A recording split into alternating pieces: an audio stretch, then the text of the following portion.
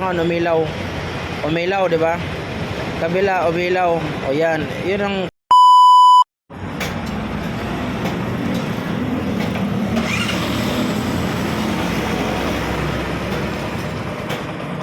wala ko understand. Pirit mo.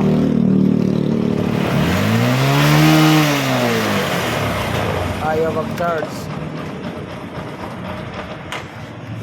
Anda rin? Oo, sige. Galing mo yun, Del.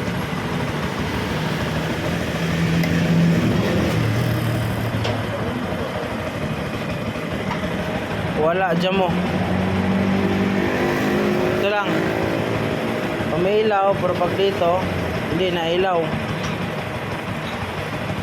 Wala, dyan mo ilaw.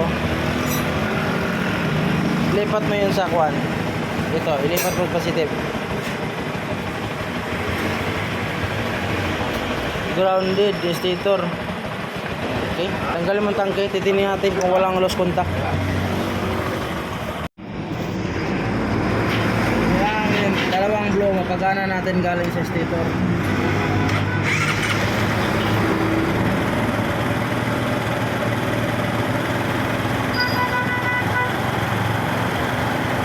Ayun na.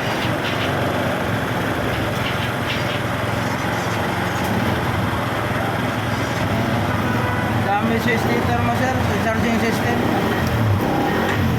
Mahal pa namang stator.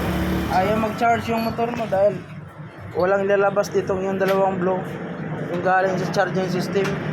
Kailangan mapagana yan yung dalawa para susupplyan yung battery mo. Palitag stator yan, mahal pa naman yung stator. 1,000 plus yun. 1,000 plus.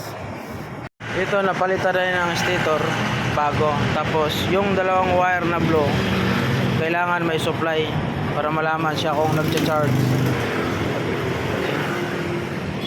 Itong blow kanina, ito lang umiilaw. Ngayon, ito hindi. Ngayon, check natin.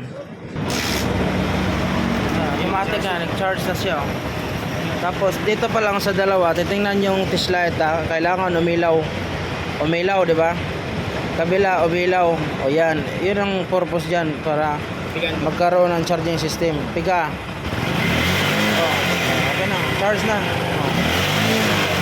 Market na, kailangan mapalo siya pataas. 12, pataas. Okay na. Dito pa lang malaman mo. Malaman mo dito.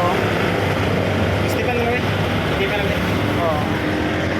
Ayun na, wala. Mahina ang isa, tapos isa wala. Ngayon malakas, no? Okay na, stator yung